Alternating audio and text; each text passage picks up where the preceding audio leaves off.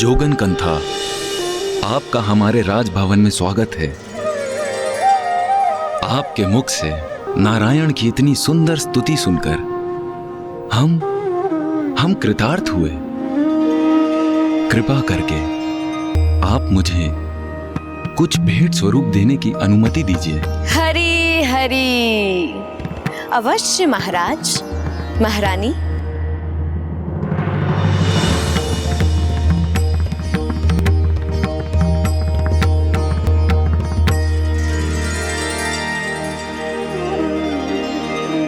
महाराज, महारानी, आपकी कन्या तो विवाह योग्य हो गई है।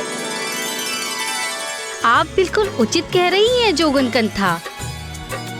हमारी पुत्री पार्वती को आशीर्वाद दीजिए जिससे उसका विवाह शीघ्र संपन्न हो।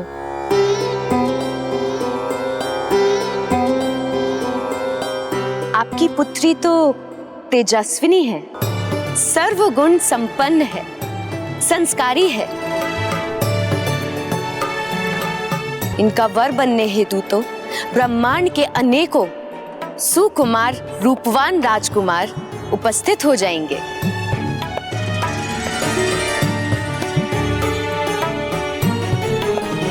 क्षमा कीजिए कंथा, किंतु मुझे उन राजकुमारों में कोई रुचि नहीं।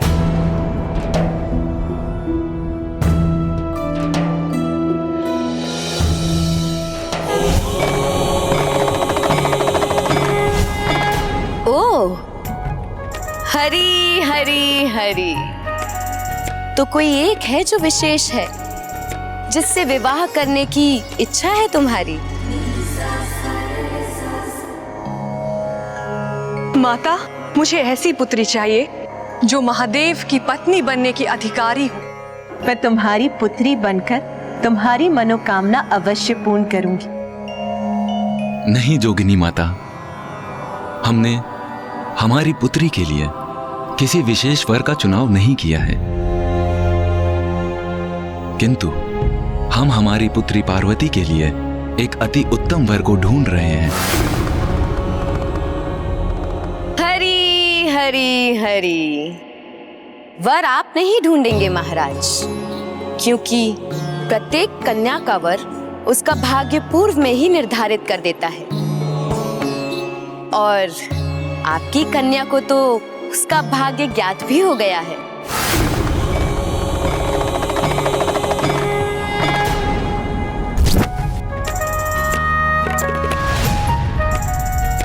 क्यों पुत्री, तुम्हारे मन में उसकी छवि है ना, जिसे तुम पति रूप में पाना चाहती हो?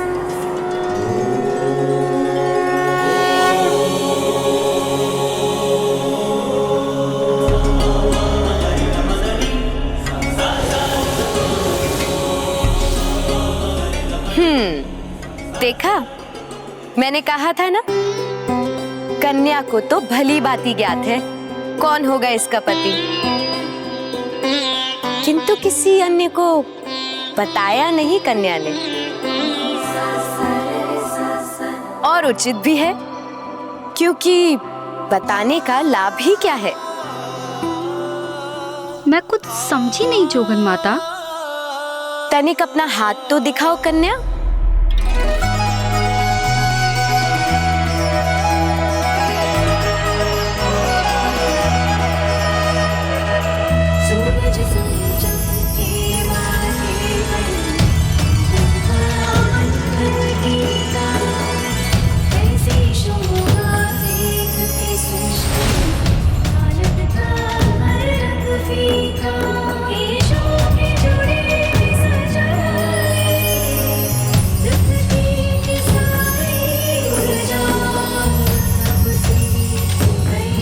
ऐसा क्यों आभास हो रहा है मुझे, जैसे स्पर्श से मैं पूर्व काल से ही परिचित हूँ। ये जोगन मुझे ऐसा आभास करा रही है जैसे दीर्घ काल से ही मेरे प्रेम और समर्पण का किसी से अटूट नाता हो।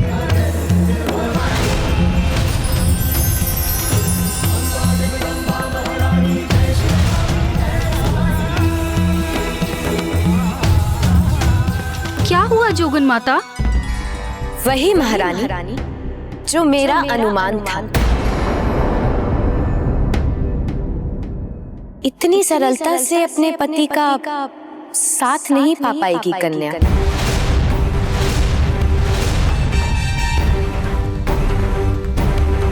वो आपकी कन्या का भाग्य नहीं, क्योंकि उसके लिए इसे 3000 वर्षों तक कठिन तपस्या करनी होगी।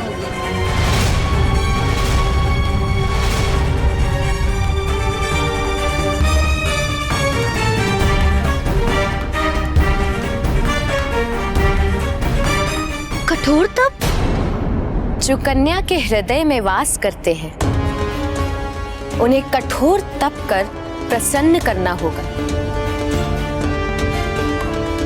तभी विवाह होगा राजकुमारी का। ये आपको बताना मेरा दायित्व था, जो अब पूर्ण हुआ। अब मैं जाती हूँ। हरी हरी हरी।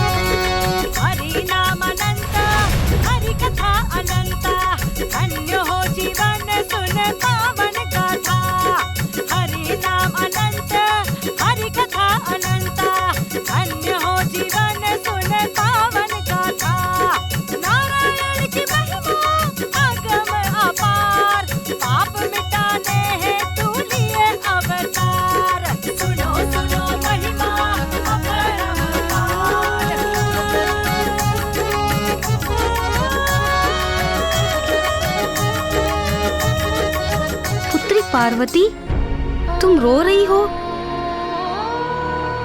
क्या हुआ? ये अश्रु क्यों है तुम्हारे नेत्रों में?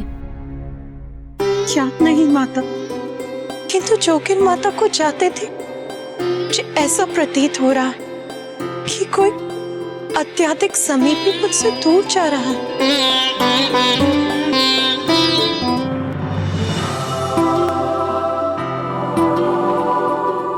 जोगन माता कंथा के कथन माता पार्वती के मन में गूंज उठे थे, इसीलिए माता पार्वती ने अपनी 2 प्रिय सखियों के साथ वन जाकर तप करने का निर्णय लिया। किंतु माता आदिशक्ति के इस निर्णय ने उनके माता पिता के मतों में भिन्नता ला दी।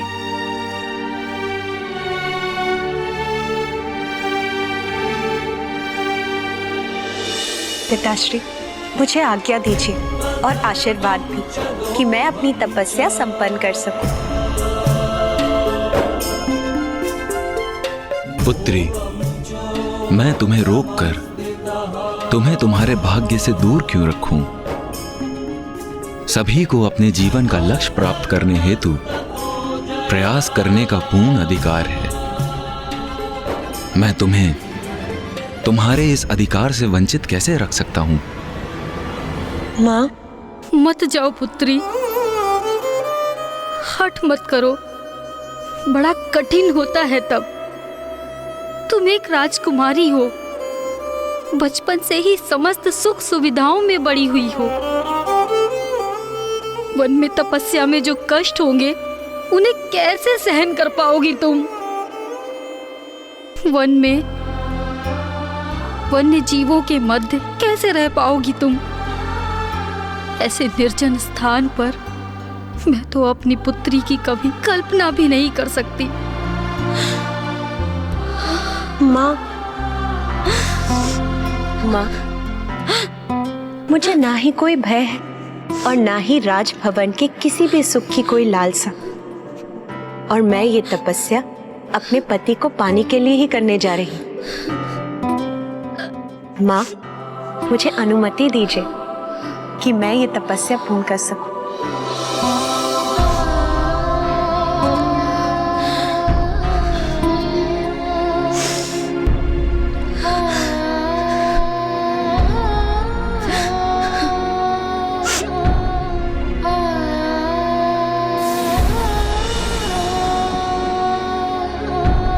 पुत्री, प्रीत की सच्ची कहानी सब राज रंगों से परे, वो प्रेम की बातें करे, माने न जग की रीत को, ढूंढे वो मन के मीत को, रेशा दया रचने लगी। उमा, उमा बाहर मत जाओ उमा।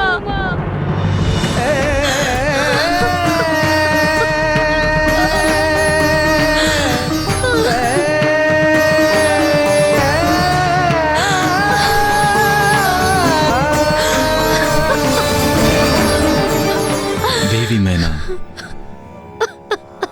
जाने दीजिए पुत्री पार्वती को। जोगन माता ने उसका मार्गदर्शन किया है। महादेव को पाने हेतु उसका तपस्या करना अनिवार्य है। तप करने से उसे अपने जीवन में लक्ष्य की प्राप्ति होगी। इसीलिए पुत्री पार्वती को मत रोकिए, उसे अपने पथ पर अग्रसर होने दीजिए। जाओ पुत्री।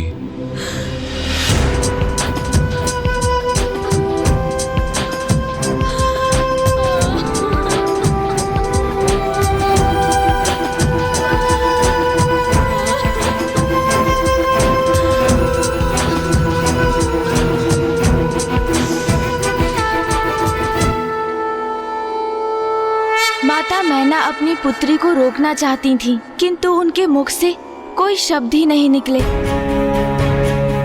और रुदन करते समय यदि वो कुछ कह सकी तो वो था उमा, उमा अर्थात रुक जाओ।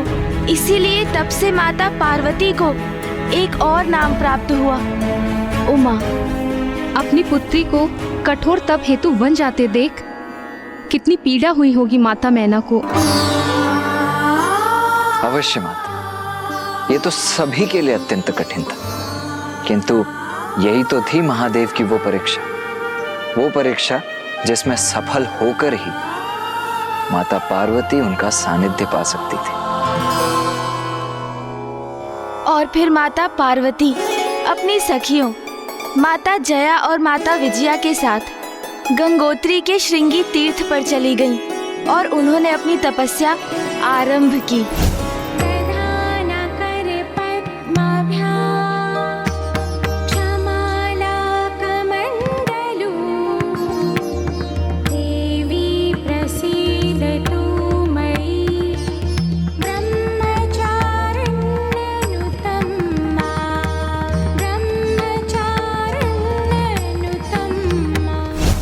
माता द्वारा महादेव का ध्यान करते ही उनके मुख से स्वतः पंचाक्षर शिव मंत्र ओम नमः शिवाय का निरंतर जाप करना आरंभ हुआ।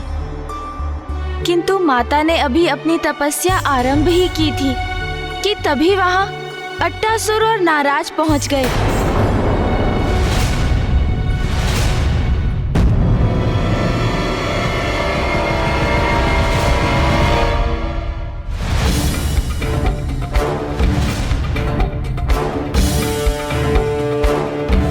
चलो विजया, पार्वती का ध्यान से उठने का समय होने वाला है। चलो चलकर उसके लिए कुछ फल ले आते हैं।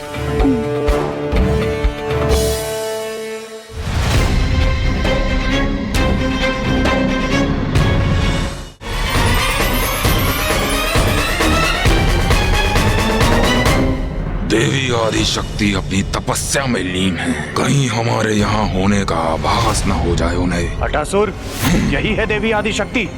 हाँ, यही है वो।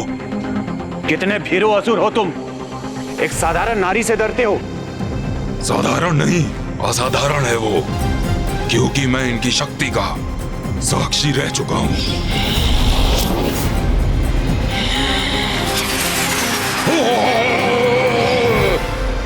अच्छा, तो अब तुम और ये ये देवी आदि शक्ति मेरी शक्ति के साक्षी बनोगे, जो मेरे लिए अति उत्तम भी है, क्योंकि मैं इस नारी का वध कर महाराज तारकासुर के समक्ष तुम्हें एक मूर्ख और दुर्बल असुर प्रमाणित कर दूंगा।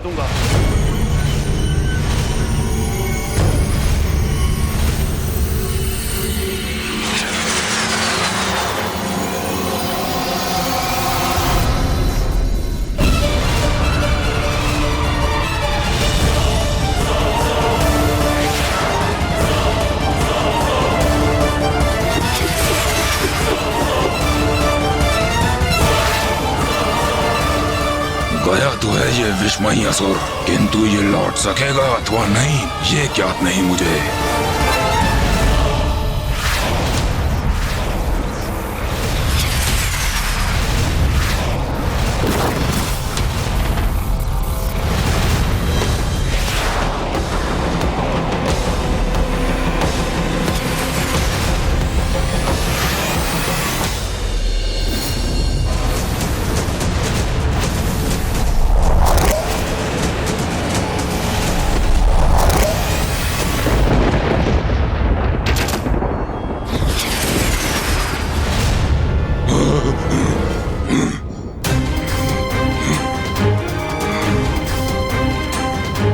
अब ज्ञात हुआ मूर्ख, मैं क्यों भयभीत हो रहा था।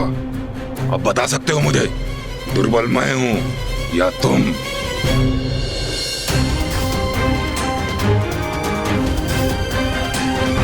माता ने एक ही वार से तारकासुर के मायावी महायोद्धा का वध कर दिया और वो पुनः तपस्या में लीन हो गई।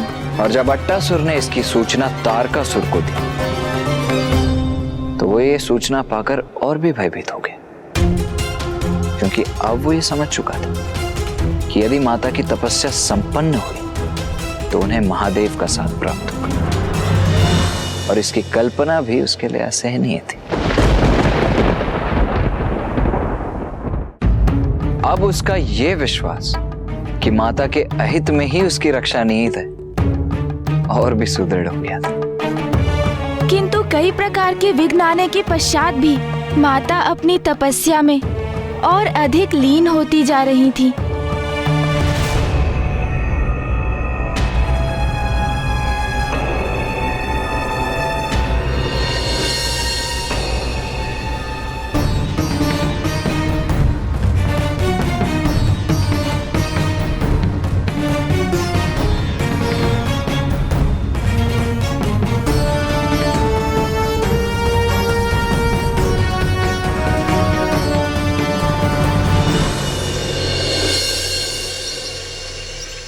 वर्षा, ग्रीष्म और शीत ऋतुएं आती जाती रहीं, किंतु माता अपने स्थान पर स्थिर पंचाक्षर शिव मंत्र का निरंतर जाप करती रहीं। प्रथम वर्ष तो उन्होंने फलाहार कर अपना तप किया, किंतु द्वितीय वर्ष से उन्होंने फलों का भी परित्याग कर दिया। अब वो मात्र वृक्षों के पर्ण अर्थात उनके पत्तों का भोजन प्राप्त कर तप में लीन रहने लगी। और जैसे जैसे माता का तप और भी कठोर होता गया, उनके संपूर्ण व्यक्तित्व से एक प्रचंड ऊर्जा प्रस्फुटित होने लगी। इस मध्य दुष्ट तारकासुर माता की तपस्या भंग करने की मंशा से अपने अनेकों असुरों को भेजता रहा, किंतु वे बार बार असफल होते रहे। और फिर एक दिवस तारकासुर ने अपने अनुचर अट्टासुर के साथ माता के समक्ष जाने के लिए भेज दिया और एक नवीन असुर को।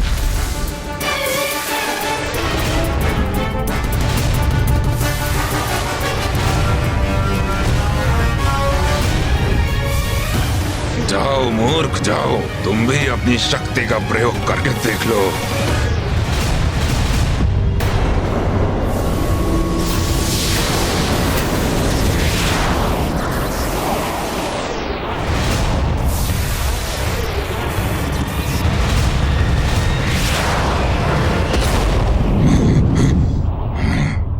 एक और मूर्ख असुर का अंत हुआ, इसकी सूचना भी दे देता हूँ महाराज तारकासुर को। माता पार्वती ने पुनः तारकासुर द्वारा भेजे असुर महायोद्धाओं का अंत कर दिया था। और वो अब और भी गहरी तपस्या में जा रही थी। पार्वती, ये लो पर्ण। और फिर एक समय ऐसा भी आया जब माता ने पर्ण अर्थात पत्तों के आहार का भी परित्याग कर दिया।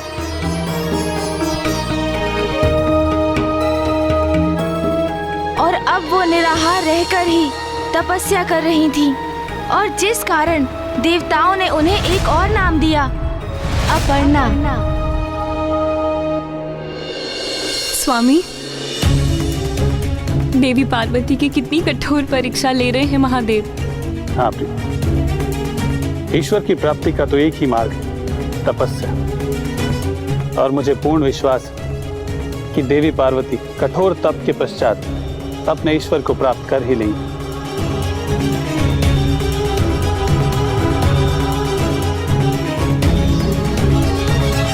पार्वती, ये तो परीक्षा का एक आरंभ मात्र है तुम्हारे लिए। ऐसी कई परीक्षाओं का सामना करना तो विशेष है तुम्हारा।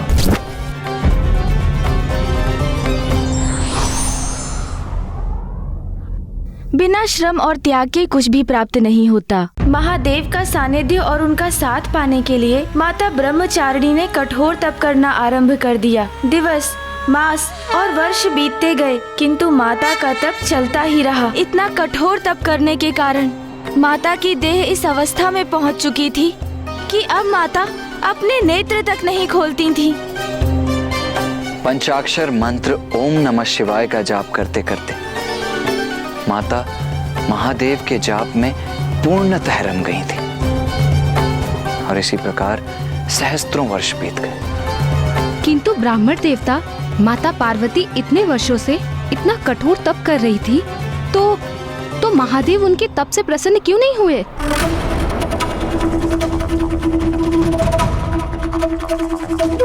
यही तो महादेव की परीक्षा थी माता। और अब ये माता का दृढ़ निश्चय था कि वो इस परीक्षा में सफल होकर अपने तप के माध्यम से महादेव का सानिध्य पाकर ही उठने वाली थी। किंतु यदि किसी कारण माता पार्वती उससे पूर्व ही अपने तप से उठने के लिए विवश हो जाती तो फिर माता को अपना तप पुनः आरंभ करना अनिवार्य होता। और माता का तप भंग करने के लिए तारकासुर ने एक नवीन योजना बना ली थी। कदापि नहीं हो सकता ऐसा, कदापि नहीं। महाराज, मैंने तो आपको पहले ही सावधान किया था। वो कोई साधारण नारी नहीं, देवी आदिशक्ति है वो। मुझे शीघ्र ही कुछ करना होगा। महादेव का साथ पाने का देवी आदिशक्ति का तप यदि सफल हो गया तो उनके पुत्र का जन्म होगा। उनके पुत्र का जन्म अर्थात मेरा काल बनेगा वो। ऐसा कदापि नहीं होने दूंगा मैं, कदापि नहीं। किंतु महाराज, हम कर भी क्या सकते हैं? सर्वप्रथम मैं उसका वध करने गया तो मैं मरणासन अवस्था में ही लौटा। फिर आपने अनेकों असुरों को वहां भेजा, किंतु देवी आदिशक्ति ने उन सभी का अंत कर दिया। महाराज, अब कोई शेष उपाय ही कहाँ है हमारे पास? शक्ति नहीं, कुटिलता की आवश्यकता है मूर्ख। ज्ञात नहीं है तुम्हें कि देवी आदिशक्ति अपने निराहार तप के कारण अत्यंत दुर्बल अवस्था में है। शक्तिहीन हो चुकी है वो, और देवता भी उनकी सहायता नहीं कर सकते।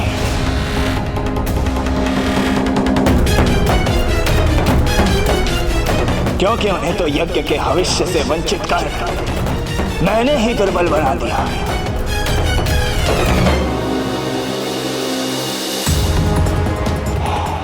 देवी आदिशक्ति के अंत का सबसे उचित अवसर है। अब अपना सबसे भीषण प्रहार कर उस देवी का अंत करूंगा मैं। और इस बार कोई चूक नहीं होगी मुझसे, कोई नहीं। ओम नमः शिवाय, ओम नमः शिवाय, ओम नमः शिवाय।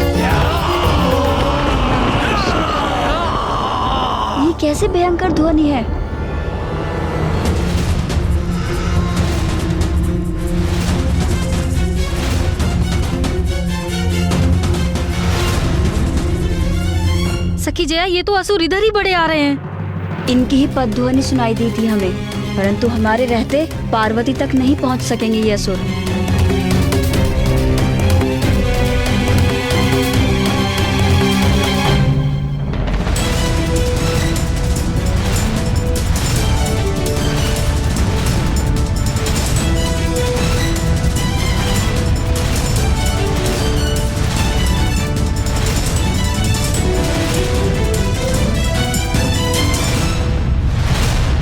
ताड़कासुर ने माता पर आक्रमण करने अपनी संपूर्ण सेना भेज दी, किंतु माता तो अपने तप में पूर्णतः लीन है।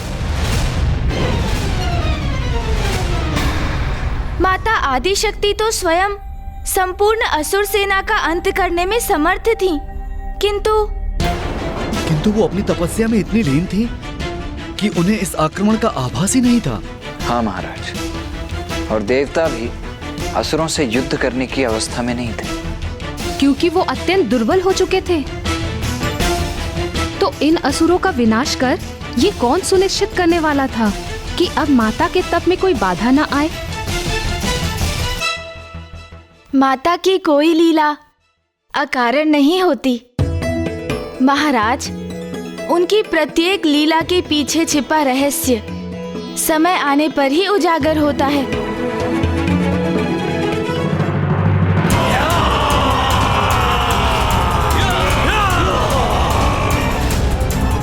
सखी जया, इन दुष्ट असुरों ने तो घेर लिया है हमें। हाँ, लेकिन हमारे रहते ये असुर पार्वती तक कदापि नहीं पहुंच सकते।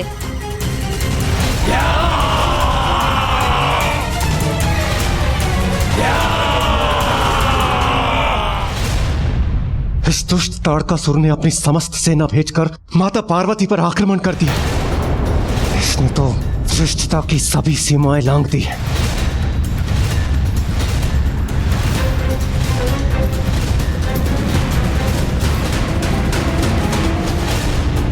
कारण कुछ भी हो, देवी पार्वती की तपस्या भंग नहीं होनी चाहिए, अन्यथा उन्हें अपना तप पुनः आरंभ करना होगा।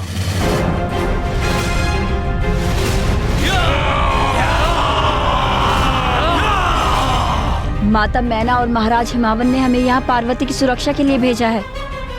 भले ही आज हमारे प्राण क्यों न चले जाएं, परंतु पार्वती का हित कदापि नहीं होने देंगे हम।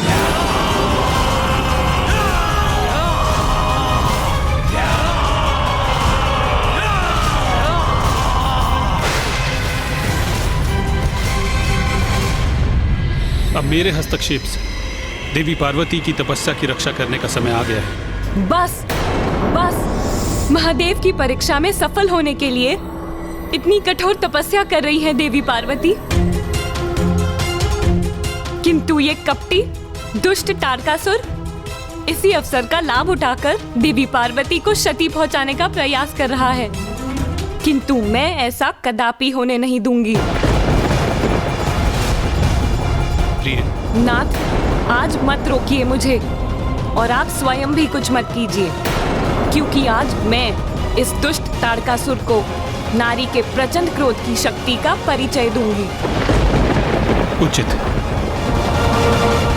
देवता संकट में थे और ताड़कासुर का वध करने के लिए महादेव और माता पार्वती के पुत्र का जन्म अनिवार्य था।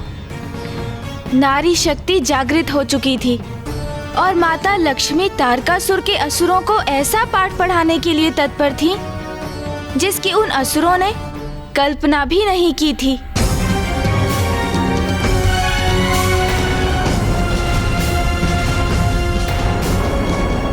दुष्टों, तुम्हें पार्वती तक नहीं पहुंचने देंगे हम। अब किसी भी क्षण देवी आदि शक्ति अपने नेत्र खोलेंगी और इन सभी मूर्खों का सर्वनाश होगा।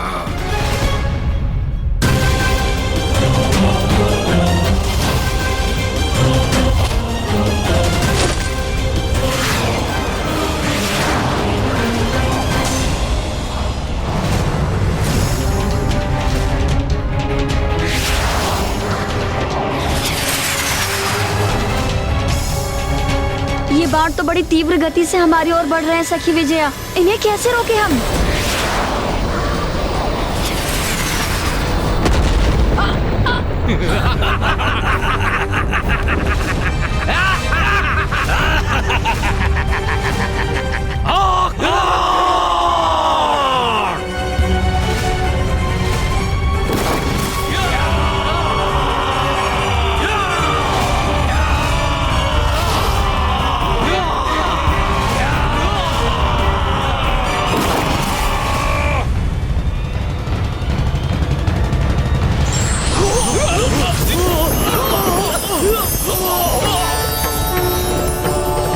ये प्रकाश कहां से उत्पन्न हो रहा है?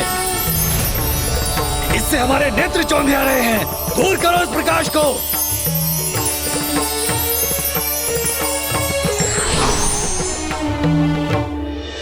माता लक्ष्मी,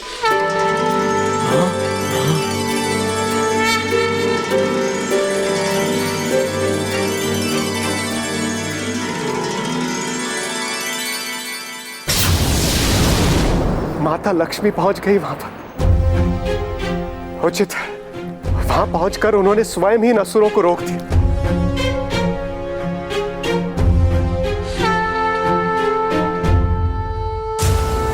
तुम सबको अंतिम चेतावनी देने आई हूँ यहाँ। लौट जाओ यहाँ से।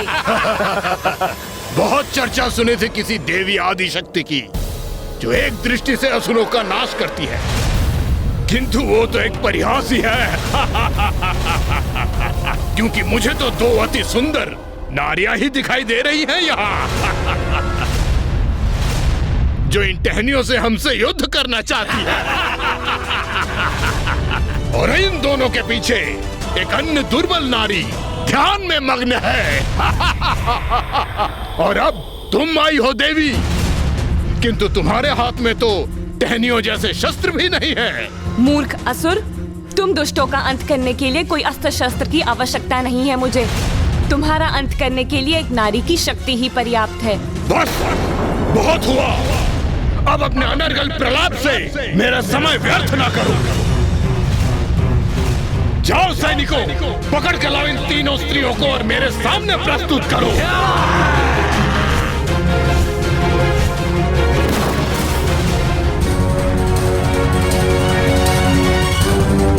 चेतावनी देने आई थी मुझे।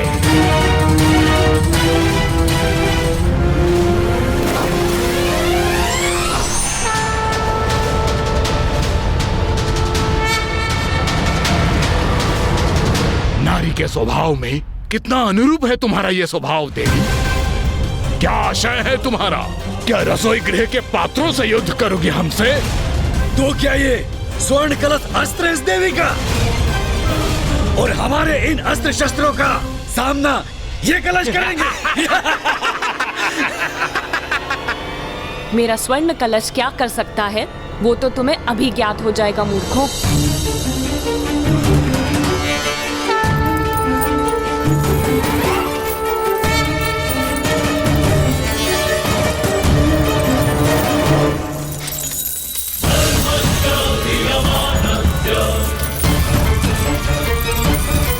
ये देवी स्वर्ण मुद्राओं की वर्षा क्यों कर रही है?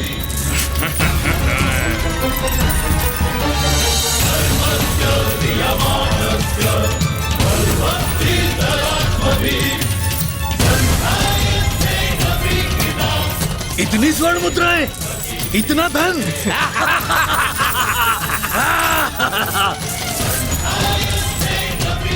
देवी लक्ष्मी की ये युक्ति तो अति उत्तम है। लालच तो असुरों का स्वभाव है।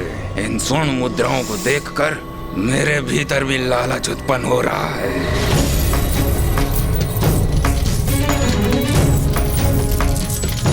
स्वर्ण मुद्राएं, सर्वप्रथम इन्हें समेट लेता हूँ, फिर इन स्त्रियों से निपटूंगा।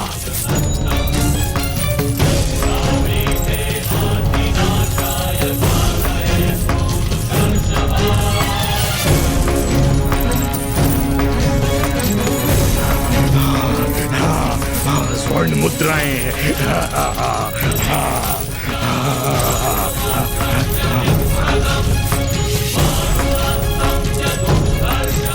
स्वर्ण मुद्राएं हमें भी प्राप्त होनी चाहिए। हम पीछे क्यों रहे? चलो आगे बढ़ो। चलो।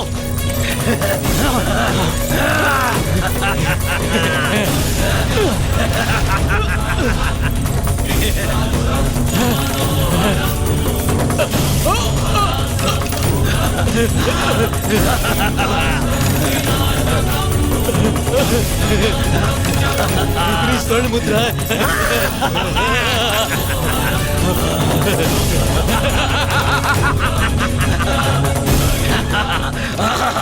आनंद आ गया, आनंद आ गया। के स्पर्श से इस स्वर्ण के भी धनी हो जाएंगे, अब हम भी धनी हो जाएंगे।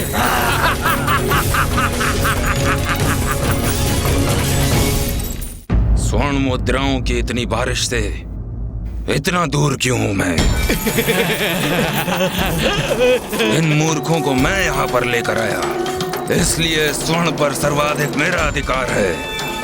तो फिर मैं यहाँ किस निमंत्रण की प्रतीक्षा कर रहा हूँ? महाराज तारकासुर क्या देते हैं मुझे? सदैव इन व्यर्थ के कार्य हेतु भेज देते हैं, किंतु अब इन स्वर्ण मुद्राओं को समेटकर मैं भी धनी और शक्तिशाली बनूंगा, शक्तिशाली बनूंगा। इतनी स्वर्ण मुद्राएं एकत्रित कर ली मैंने, अब तो धन ही धन है मेरे जीवन में। अभी मैं और स्वर्ण मुद्राएं एकत्रित कर लेता हूँ।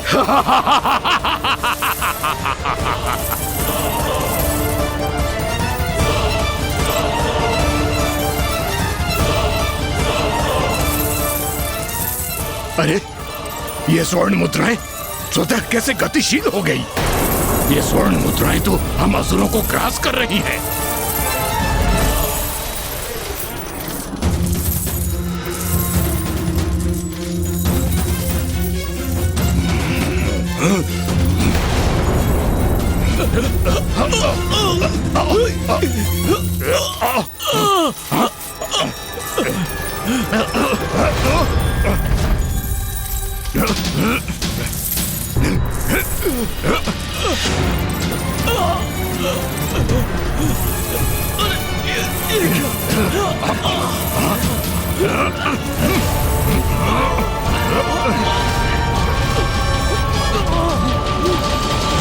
इन दुष्टों को उचित दंड दिया है देवी लक्ष्मी ने।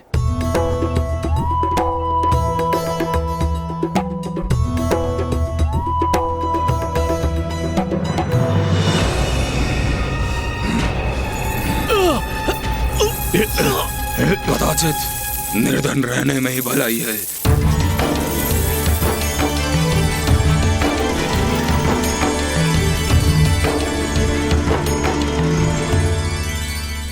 तुम्हें चेतावनी दी थी मैंने। ए नारी, हमारे पांव जकड़ लिए तो क्या हुआ? हाथ तो अभी भी हमारे मुक्त है और मैं इन्हीं हाथों से तुम्हारा अंत करूंगा।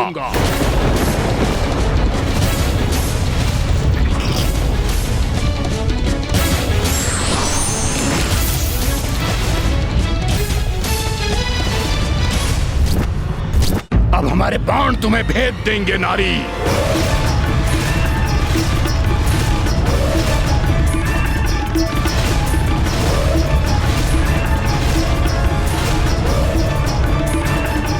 ये दुष्टासुर तो माता लक्ष्मी पर अपना लक्ष्य साध रहे। लो देवी, अब अपने काल से भेंट करो तुम।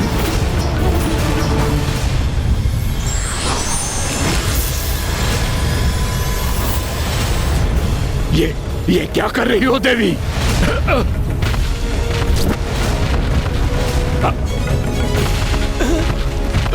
अरे ये स्वर्ण मुद्रा है, ऊपर उठकर घेर रही है हमें, हमें बाधित कर रही है ये मुद्राएं।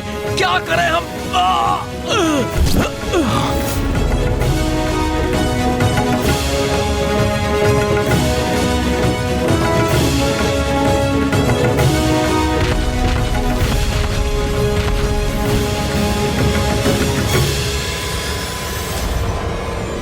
माता लक्ष्मी, इन असुरों को स्तब्ध कर माता पार्वती के तप की रक्षा करने के लिए आपको कोटि कोटि धन्यवाद।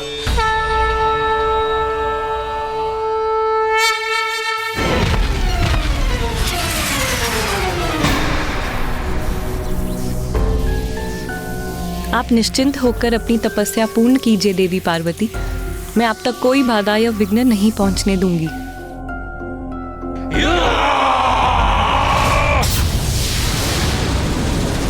ये ध्वनि कहां से आ रही है?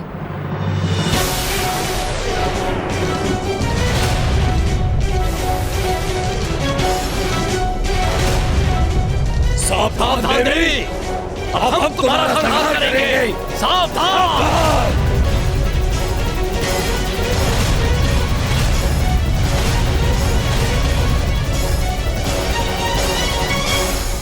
और असुर? तारकासुर ने और असुरों को भेज दिया ब्राह्मण देवता? हाँ महाराज। तो फिर क्या किया माता लक्ष्मी ने?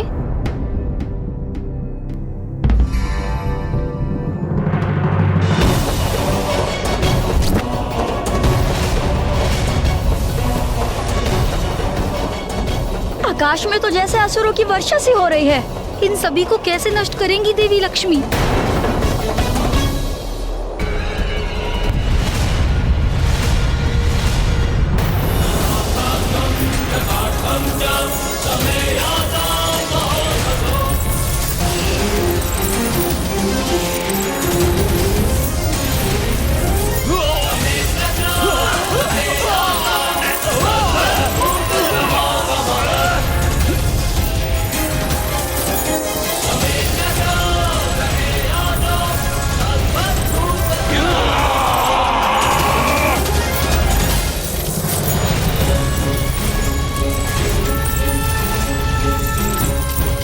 दूसरी ओर से भी असुर आने लगे हैं। असुरों की सेना हर ओर से आ रही है। इस प्रकार तो ये दुष्ट देवी पार्वती की तपस्या भंग कर ही देंगे। इतने सारे असुरों का संहार मैं एकाकी कैसे करूंगी?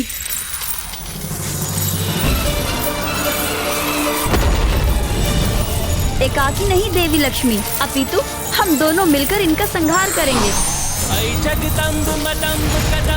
वन प्रिय वासिनी हासरते शिखर शिरोमणि तुंग हिमलय शृंग निजालय मध्यगते। नारी को दुर्बल समझने की भूल नहीं करनी चाहिए, अन्यथा बार बार पराजय का मुख देखना पड़ सकता है।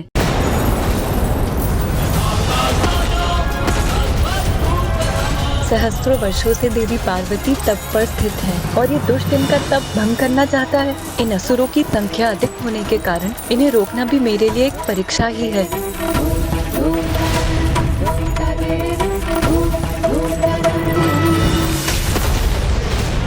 वो अकेले नहीं निपटेंगी इन असुरों से।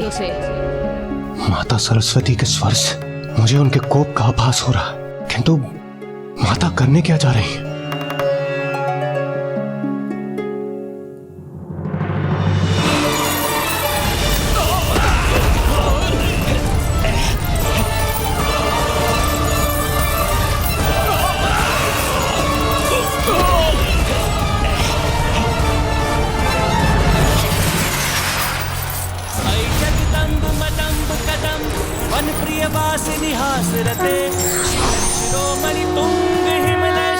प्रणाम देवी सरस्वती।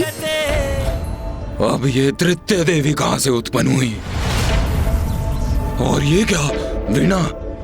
ये देवी संगीत वादन करने जा रही है।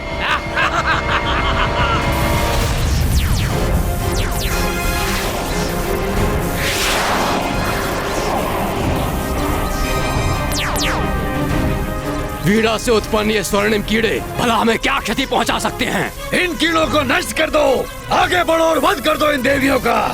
हेलो!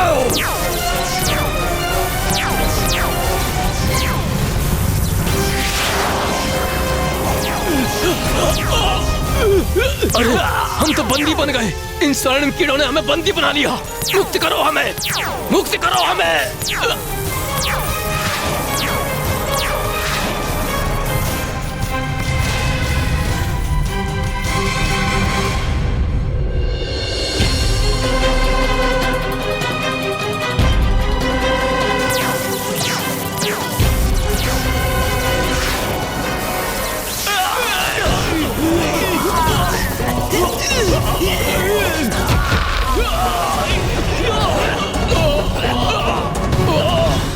संकट टल गया, अन्यथा देवी पार्वती की तपस्या भंग हो सकती थी। इतने विचित्र किंतु इतने प्रभावशाली अस्त्र शस्त्र मैंने पूर्व कभी नहीं देखे। इन देवियों को पराजित करना तो असंभव ही प्रतीत होता है। ऐसा कौन है जो इनका वध करने में सक्षम हो?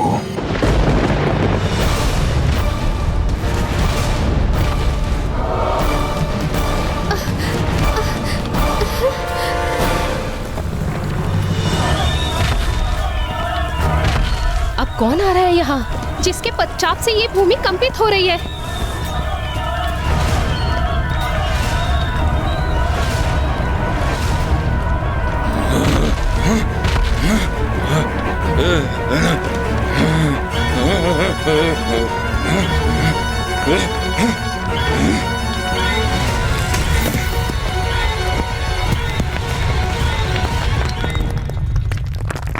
ये क्या? महाराज तारकासुर ने महाअसुर अबुआ को भेजा है?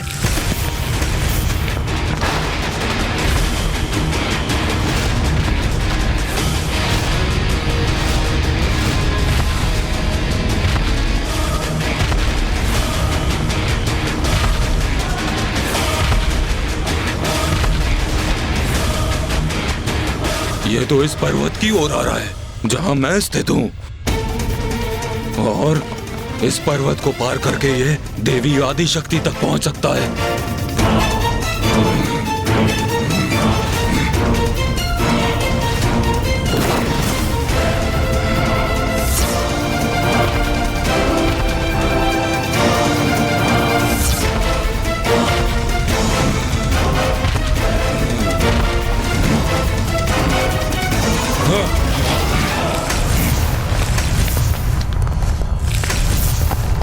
नहीं, पुनः हार नहीं हो सकता मैं।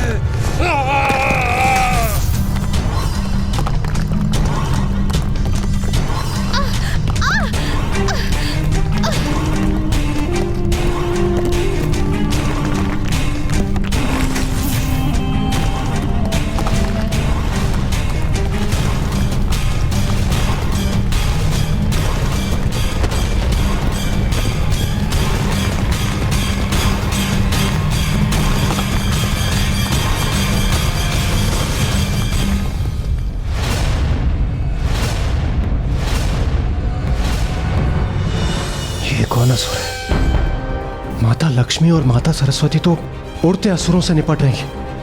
अभी एक और नवीन असुर उत्पन्न हो गए। मुझे भय है कहीं असुर माता की तपस्या न भंग कर दे। यदि देवी पार्वती अपनी तपस्या से उठने के लिए विवश हुई तो वो महादेव की परीक्षा में कभी सफल नहीं हो पाएंगी।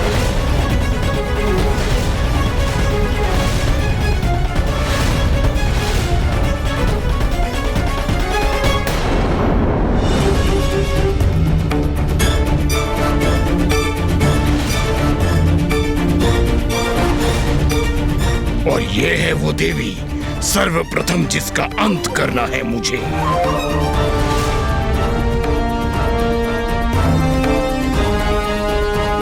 तो ये सब हो रहा है यहाँ देवियों, किंतु क्या तुम देवियों को यह ज्ञात नहीं कि महाराज से प्रतीक्षा करवाना सर्वथा अनुचित है?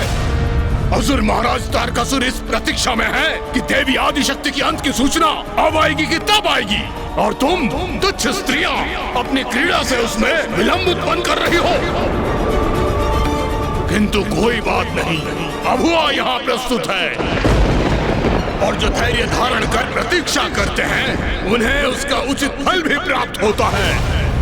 और मैं अब महाराज की प्रतीक्षा को सार्थक करूंगा, और तुम तीनों देवियों का अंत कर एक के स्थान पर उन्हें 3 देवियों के अंत की सूचना दूंगा। एक अन्य विचार आया है मेरे मन में, क्यों ना मैं इस संपूर्ण सृष्टि का ही विनाश कर दूं,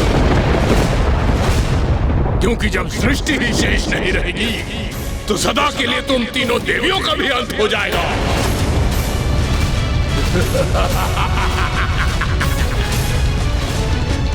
विभाजनास्त्र, विभाजनास्त्र।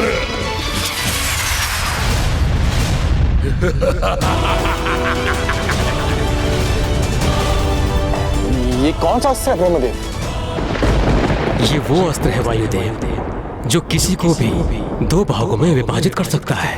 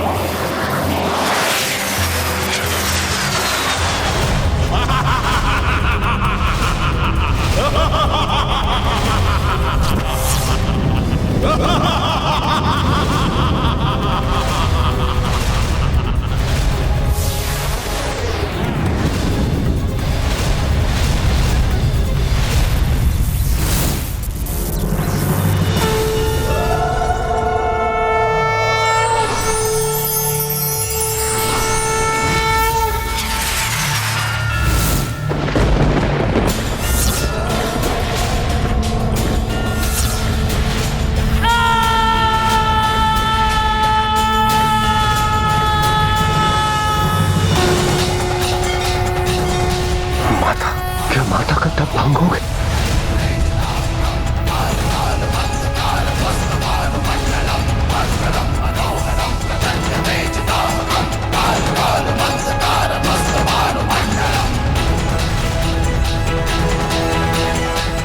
जिसका भय था वही हो, माता की तपस्या भंग हो गई।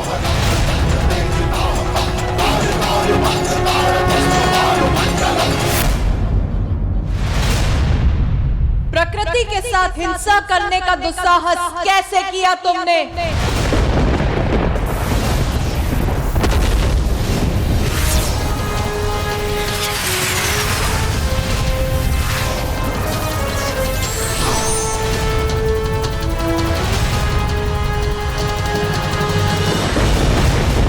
प्रकृति के साथ जो रोष उत्पन्न करता है उसका यही परिणाम होता है, सर्वनाश।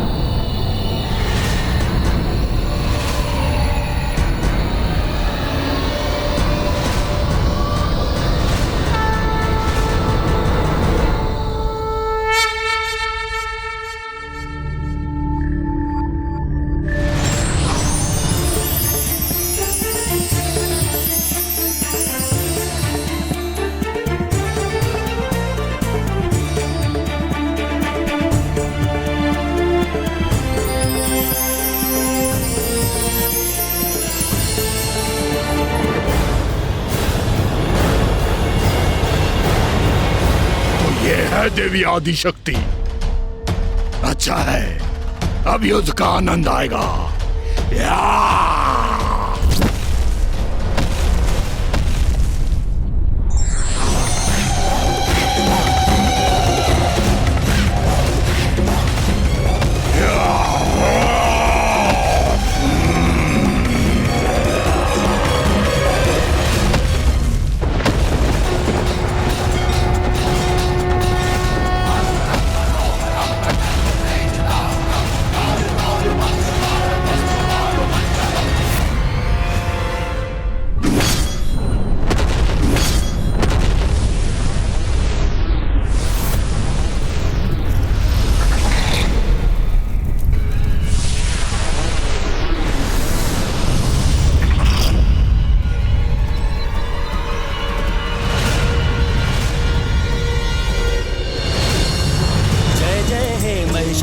मर्दिनि रम्य कपर्दिनि शैल सुते मधुरे मधु कैटभ गंजिनि कैटभ भंजिनि रास रते जय जय हे महिषासुर मर्दिनि रम्य कपर्दिनि शैल सुते जय जय हे महिषासुर मर्दिनि रम्य कपर्दिनि शैल सुते जय जय हे महिषासुर मर्दिनि रम्य कपर्दिनि शैल सुते जय जय हे महिषासुर मर्दिनि रम्य कपर्दिनि शैल सुते। माता पार्वती ने असुरों का तो वध कर दिया, किंतु उनकी तपस्या भंग हो गई।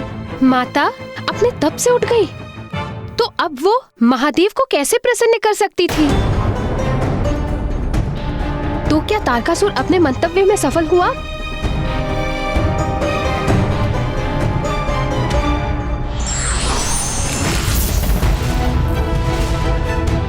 जिसका भय था वही हो, माता की तपस्या भंग हो गई।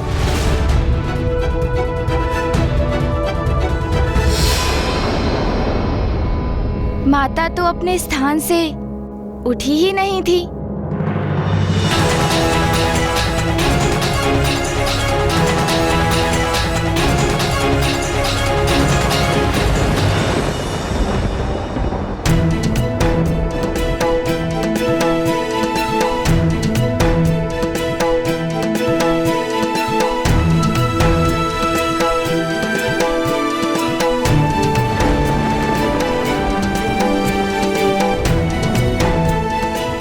माता, आपने इस असुर रूपी संकट का निवारण किया, आपको कोटि कोटि धन्यवाद। उचित है, बहन पार्वती का तप खंडित नहीं हुआ।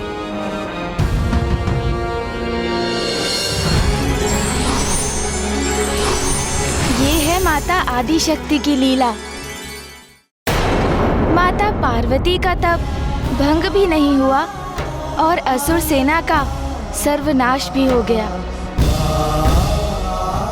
किंतु माता पार्वती का तप अभी संपन्न नहीं हुआ था, अर्थात महादेव की परीक्षा में वो अभी भी सफल नहीं हुई थी। और इस अवधि में देवता और भी अशक्त हो रहे थे और उन सभी के मन में एक ही प्रश्न उमड़ रहा था। ब्रह्मदेव, महादेव कब तक इस प्रकार माता पार्वती की परीक्षा लेते रहेंगे? हाँ नाथ, 30 सहस्त्र वर्षों से देवी पार्वती की इतनी कठोर तपस्या का फल अब उन्हें प्राप्त होना ही चाहिए। हाँ प्रिय, आप सर्वथा उचित कहती हैं, किंतु ज्ञात नहीं महादेव इतनी प्रतीक्षा क्यों करवा रहे हैं।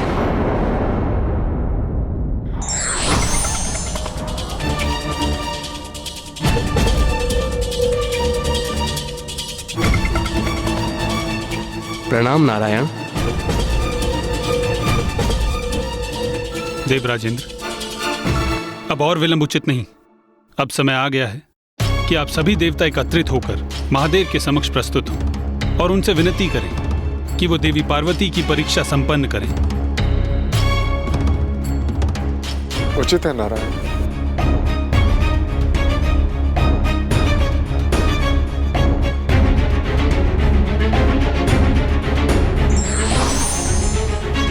नारायण, हमें भी महादेव से निवेदन करने जाना चाहिए। नहीं ब्रह्मदेव, आपको जाना तो है, किंतु महादेव के समक्ष नहीं, अपितु कहीं और एक अत्यंत महत्वपूर्ण कार्य करने। आपको तारकासुर के समक्ष जाना है और उसे कार्य करने के लिए तैयार करना है। तारकासुर? ये आप क्या कह रहे हैं नारायण? मैं जाऊं तारकासुर के निकट? किंतु क्यों? क्यों ब्रह्मदेव? आपने ही उस दुष्ट को वरदान दिया था ना, और आप तो उसके आराध्य हैं। तो आपका सुझाव नहीं स्वीकार करेगा तो भला किसका करेगा? ब्रह्मदेव, एक दीर्घ अवधि से मेरी बहन पार्वती महादेव को प्रसन्न करने के लिए कठोर तपस्या कर रही है, जिससे महादेव प्रसन्न होकर उनसे विवाह करें, जिसके उपरांत उनका पुत्र उत्पन्न हो, जो तारकासुर का अंत करके सृष्टि को इस महासंकट से मुक्त करे। तो आप भी इतना योगदान तो दे ही सकते। ब्रह्मदेव, आप स्मरण रखिए, प्रत्येक बार जब भी आपने या महादेव ने किसी असुर को वरदान दिया है और जो उससे संकट उत्पन्न हुआ, उसका निवारण मैंने अथवा मेरी बहन ने ही किया है। और यह तो सर्वथा स्पष्ट है कि तारकासुर कभी भी अपनी दुष्टता से पीछे नहीं हटेगा। वो महादेव और देवी पार्वती के संयोग की संभावना को मिटाने हेतु वो कोई प्रयास नहीं छोड़ेगा। इसलिए हमें उसके मन को भटकाकर उसकी कुबुद्धि को कहीं और व्यस्त रखना होगा। और ये कार्य आपसे उत्तम कौन कर सकता है?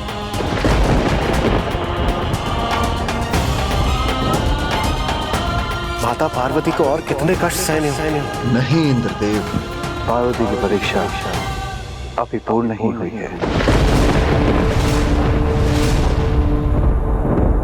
प्रभु, कोई तो राह दिखाइए।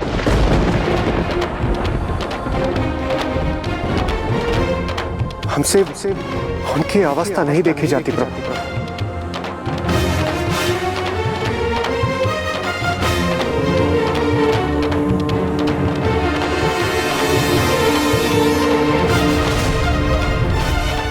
तो अब क्या करने जा रहे थे महादेव? माता पार्वती की एक और परीक्षा। एक और परीक्षा? अपार कष्ट सहकर भी व्यक्ति स्वयं को किसी बड़े उद्देश्य के लिए ही तैयार करता है। अर्थात माता सती ने महादेव को अपार स्नेह दिया, किंतु उनके प्रेम में हठ का भी समावेश था। और माता पार्वती को भी महादेव से प्रेम था, किंतु क्या उनका प्रेम हठ, ईर्ष्या, क्रोध, अहंकार आदि मानवीय संवेदनाओं से ऊपर था? अब इसकी परीक्षा महादेव लेने वाले थे। महादेव परीक्षा लेने वाले थे, परंतु कैसे गणेश जी? ओम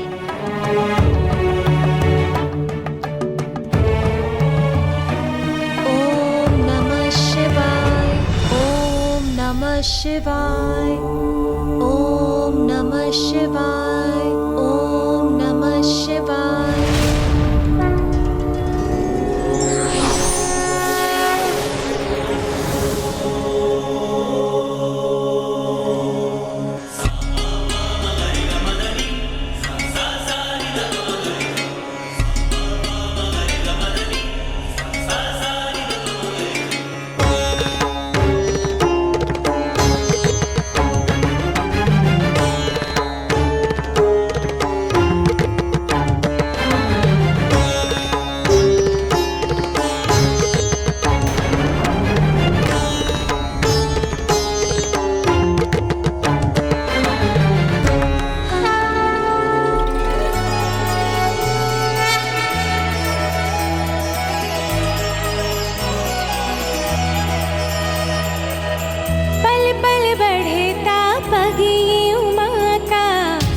से करने चली मिलाप, अनुपम ये संयोग अनोखा, होगा अब ये पुनर्मिलाप। व्याकुल हृदय और नैना, पार्वती शिव मिलेंगे आज, होगा मंगल पल वो लौकिक, पार्वती शिव मिलेंगे आज, पार्वती शिव मिलेंगे आज। कठिन परीक्षा और प्रयत्न के उपरांत ही मनचाहा परिणाम प्राप्त किया जा सकता है। ईश्वर अपनी लीला के माध्यम से यही संदेश देते हैं।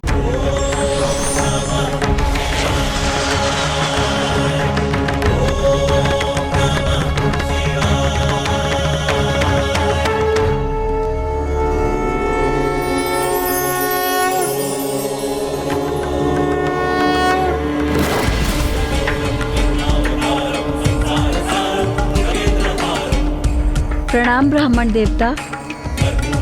कल्याण कल्याण कल्याण। बताइए, हम आपकी किस प्रकार से सहायता कर सकती हैं?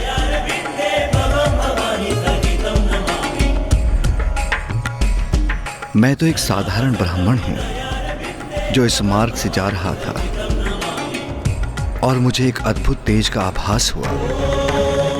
ऐसा तेज जो एक कठोर तपस्या के बाद ही उत्पन्न हो सकता है। उत्सुकतावश मैं इस ओर खींचा चलाया। आपका अनुमान सर्वथा उचित है ब्राह्मण देवता। महाराज हिमावन की पुत्री देवी पार्वती यहाँ अपना तप कर रही हैं।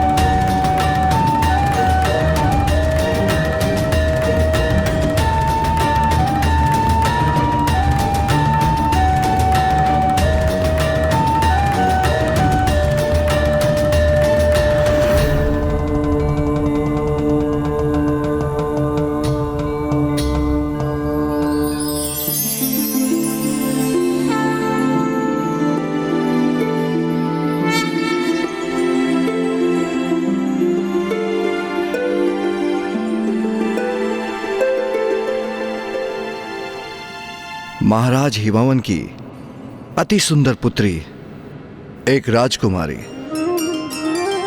इतनी युवावस्था में इस वन में कठोर तपस्या कर रही है। भला क्यों? आपके पिताश्री तो अत्यंत संपन्न है, धनवान है, हिमालय पर्वत के राजा हैं। आपकी सभी इच्छाओं को क्षण भर में पूर्ण कर सकते हैं।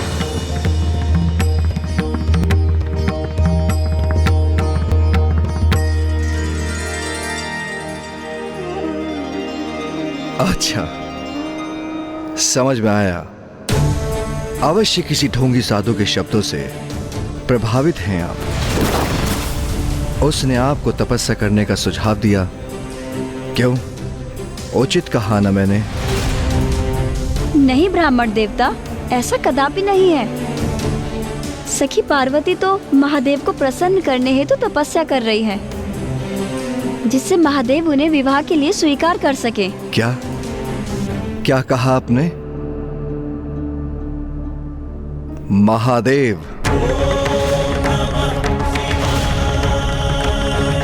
जिस महादेव को प्राप्त करने हेतु आप इतना कठोर तप कर रही हैं, उस अघोरी से भली भांति परिचित हूं मैं।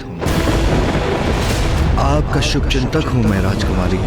कदाचित स्वयं ईश्वर ने मुझे इस मार्ग पर भेज दिया, जिससे आपके समान निष्कपट भोली राजकुमारी को सावधान करा सकूं। उन महादेव से विवाह करना चाहती हैं आप, जिन्हें विवाह का अर्थ भी ज्ञात नहीं। आपका जन्म संभ्रांत वंश में हुआ। आपके पिता महाराज, आपकी माता महारानी है, किंतु महादेव का जन्म कब, कहां, कैसे हुआ, ये तो आज तक कहीं प्रकट ही नहीं हुआ। एक भिक्षु मात्र है वो स्वयं भोजन नहीं करते, तो अन्य किसी को क्या भोजन देंगे? उनके द्वारा एकत्र की भिक्षा उस कपाल में जो अपने साथ लिए फिरते हैं। अरे आप ठहरी राजकुमारी, आभूषण आपका 16 श्रृंगार है, किंतु वो आभूषण के नाम पे आपको क्या दे सकते हैं? अपने कंठ का सर्प? आपकी मांग सिंदूर के स्थान पर भस्म से सुशोभित करेंगे और राजभवन के स्थान पर आपको कठोर शिलाओं और गुफा वाले कैलाश पर भी रखेंगे।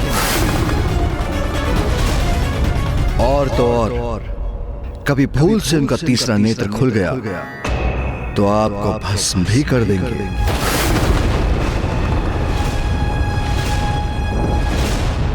उस अघोरी से आपके इस तथाकथित विवाह के उपरांत क्या वो आपके साथ कैलाश में भी रहेंगे,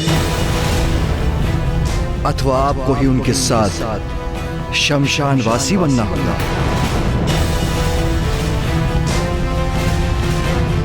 आशा है राजकुमारी कि उनके भूत पिशाच आपको कोई कष्ट न दे।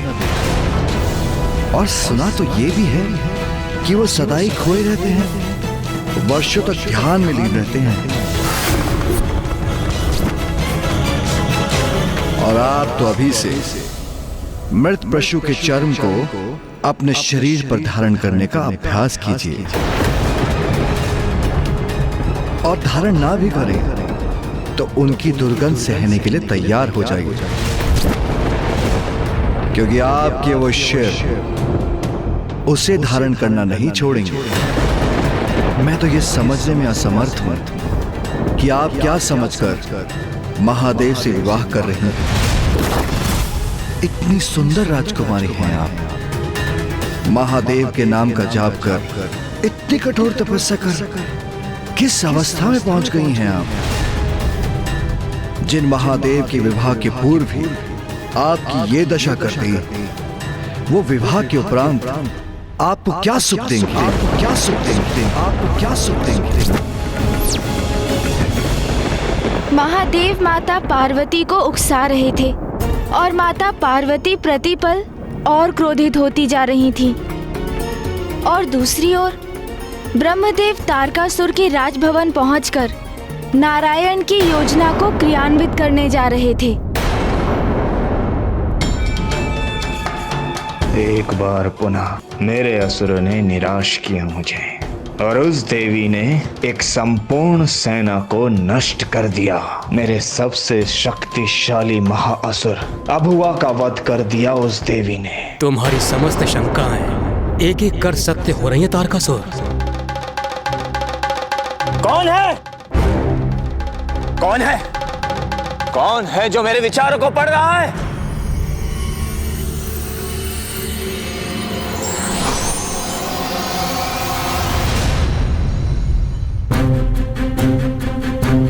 प्रणाम ब्रह्मदेव।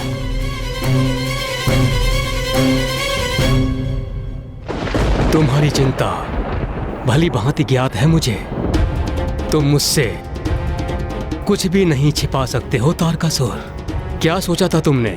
तुम मुझसे ऐसी अवस्था में मृत्यु का वरदान मांगोगे जो सर्वथा असंभव प्रतीत होगा और तुम अमर हो जाओगे। क्यों? सत्य कह रहा हूं ना मैं। किंतु अब ऐसे संयोग प्रस्तुत हो रहे हैं, जो असंभव प्रतीत होता था वो शीघ्र संभव हो सकता है। महादेव देवी आदि शक्ति अर्थात देवी पार्वती से विवाह करेंगे। इसकी संभावना बढ़ती जा रही है। यदि महादेव ने देवी पार्वती से विवाह किया तो उनका पुत्र भी अवश्य होगा, और वही पुत्र बनेगा तुम्हारा काल। बनेगा तुम्हारा काल। बनेगा तुम्हारा काल हूं तुम्हारा। शीघ्र जन्म लेकर तुम्हारा वध करूंगा मैं। किंतु मैं अपने सबसे बड़े और महान भक्त के साथ ऐसा कदापि नहीं होने दूंगा। इसलिए इस बार मैंने हस्तक्षेप करने का निर्णय लिया है। एक और ब्रह्मदेव जहां तारकासुर को अपनी योजना में उलझा रहे थे, वहीं महादेव द्वारा ली जाने वाली परीक्षा माता के लिए और कठोर होती जा रही थी। देखिए राजकुमारी, प्रतीत होता है आप एक कल्पना की उड़ान से रचित संसार में जी रही हैं। महादेव की वास्तविकता से पूर्णतः अनभिज्ञ हैं। अपने सुंदर नेत्र खोलिए और सत्य देखिए राजकुमारी। महादेव की विवाह के उपरांत आपको कष्ट ही कष्ट सहने होंगे। राजभवन में रहती हैं आप, और महादेव से विवाह के उपरांत आपको शिलाओं पर रहना होगा। इतने सुंदर रथों पर आरूढ़ होती हैं आप, और महादेव का वाहन क्या है? वो वृद्ध बैल।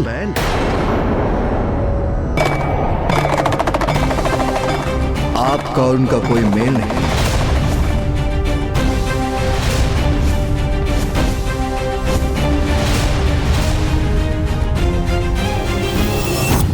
बार बार नारायण आदि शक्ति मेरे असुरों को दिए वरदान का तोड़ जो ढूंढ लेते हैं, इस बार तुम्हारे माध्यम से मैं प्रमाणित करना चाहता हूं कि मैं उनसे कहीं अधिक श्रेष्ठ हूं।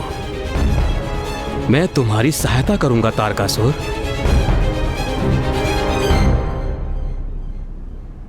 स्मरण रहे तारकासुर, आदि शक्ति हैं वो, कोई साधारण देवी नहीं जिनसे तुम सरलता से निपट लोगे। क्या करूं मैं, आप ही मुझे बताइए। स्वयं को सुदृढ़ और सशक्त करो वत्स। अर्थात एक ऐसी माया नगरी का निर्माण करो जो तुम्हारा स्वयं का स्थान हो, जो तुम्हारा नगर और राजभवन हो। जब महादेव का पुत्र उत्पन्न होगा, इसके उपरांत वो इस नगर में प्रवेश करने का प्रयास करे तो ये पूरा नगर जाल बनकर अपने में फंसा ले। इस तरह महादेव के पुत्र का अंत हो। किंतु प्रभु, मुझे माया नगरी का कोई ज्ञान नहीं।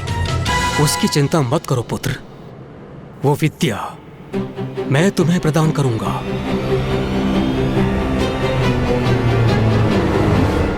कोटि कोटि धन्यवाद प्रभु आपका। किंतु प्रभु, यदि मैं अपनी माया नगरी चला गया तो फिर स्वर्ग का क्या होगा? स्वर्ग लौटा दो देवताओं को, स्वर्ग लौटा दो देवताओं को, स्वर्ग लौटा दो देवताओं को। प्रतीत होता है तारकासुर मेरी योजना के भंवर में फंस चुका है, और उन्हें आदेश दो कि तुम्हारे अधीन रहकर स्वर्ग का कार्यभार संभालें।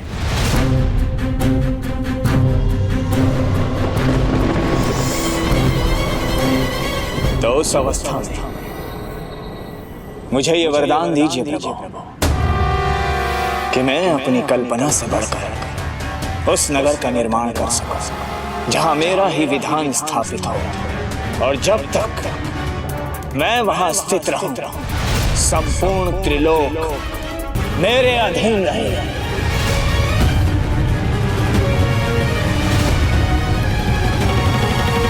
तथास्तु, तथास्तु, तथास्तु। धन्यवाद प्रभु।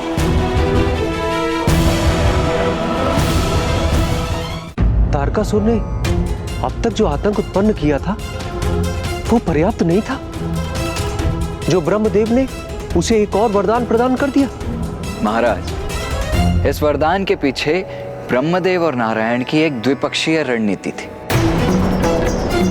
प्रथम कि देवता स्वर्ग पर अपना अधिकार पुनः स्थापित कर सके, और द्वितीय कि तारकासुर अपने नगर के निर्माण में व्यस्त हो जाए, उसका मन भटका रहे, जिससे देवताओं को कुछ और अवकाश प्राप्त हो, जिस अवधि में महादेव और माता पार्वती का विवाह भी संपन्न हो जाए।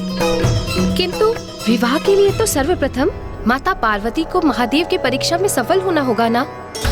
हाँ माता, आप सर्वथा उचित कह रही हैं।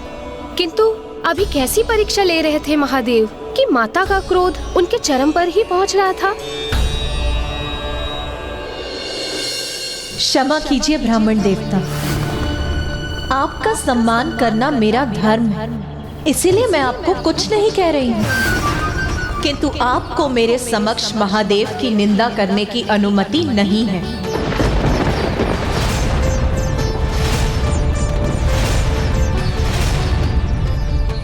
ओह, समझा। महादेव ही आपके क्रोध का कारण है। किंतु ये तो होना ही था, क्योंकि क्या कल्पना की थी और क्या सत्य प्रस्तुत हुआ। इतनी कठोर तपस्या व्यर्थ हो गई आपकी। किंतु आप चिंता मत करें राजकुमारी, अच्छे मन से किया गया कर्म कभी व्यर्थ नहीं जाता। महादेव नहीं तो मैं आपके समक्ष।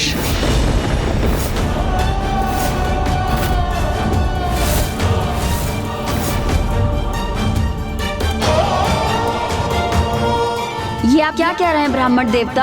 आपका कथन सर्वथा अनुचित है।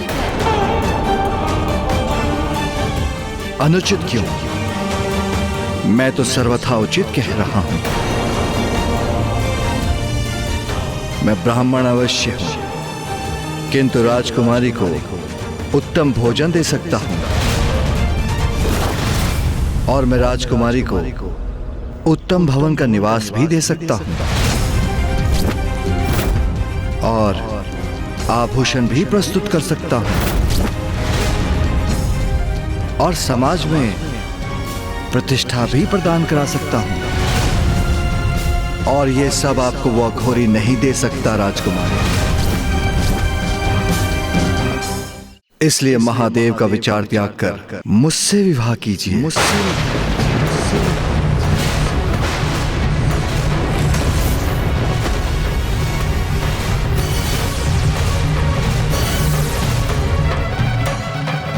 ब्राह्मण देवता, ब्राह्मण देवता, ब्राह्मण देवता, इतना दुस्साहस आपका!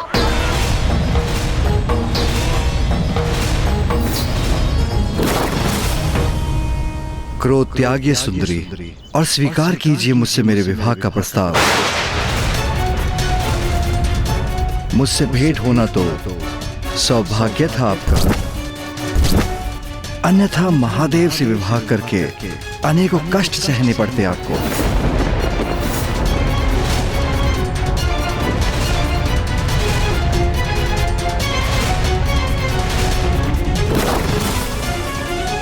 तो कहिए, विवाह करेंगी ना मुझसे? विवाह करेंगी ना मुझसे?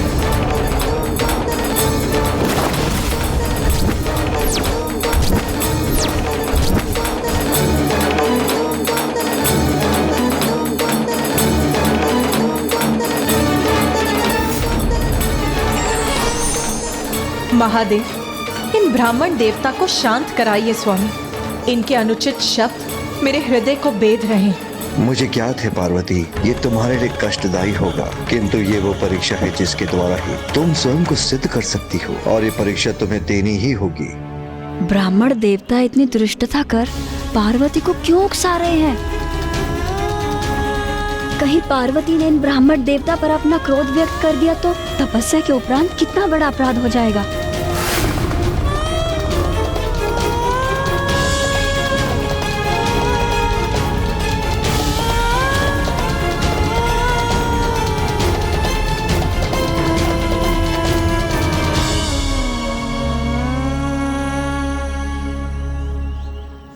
मुख फेरने से क्या होगा राजकुमारी, मैं अपना उत्तर प्राप्त कर कर ही रहूंगा।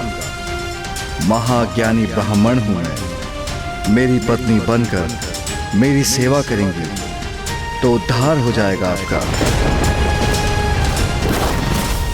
पार्वती अपने क्रोध पर नियंत्रण कर रही हैं और ये ब्राह्मण देवता अपने शब्दों से उनकी क्रोध अग्नि में घृत डालने का कार्य कर रहे हैं। ओह, समझा, आप मुझसे अपना मनोहार करवाना चाहती हैं। उचित है, मैं वो भी करूंगा, किंतु आपकी ना कदापि स्वीकार नहीं करूंगा।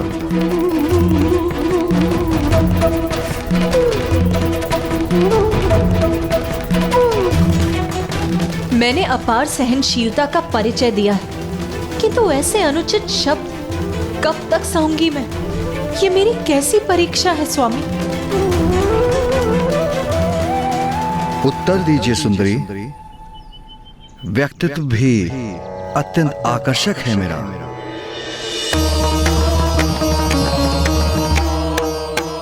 उन अघोर अघोरी महादेव और आपकी जोड़ी की तुलना में तो हम दोनों अनेकों गुण सुंदर दंपति होंगे। बस बस बस। जगदम्ब मदम्ब कदम्ब वन प्रिय वासिनी हासरते शिखर शिरोमणि तुंग हिमलय श्रृंग निजालय मध्य। बहुत आदर सम्मान हो गया है इन ब्राह्मण देवता का, किंतु अब एक क्षण भी यहाँ रुककर इनका अनर्गल प्रलाप और नहीं सहूंगी मैं। जो मेरे स्वामी महादेव की निंदा करेगा वो तो महापाप का भागी होगा, किंतु जो उनकी निंदा का श्रवण करेगा वो भी तो पाप ही करेगा। चलो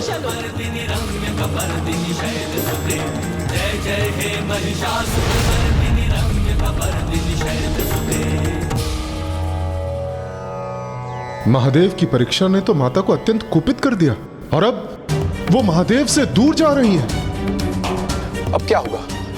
अब माता का क्रोध शांत कैसे होगा? इतनी बड़ी भूल मत करो कन्या, मुझसे मुख फेर कर मत जाओ।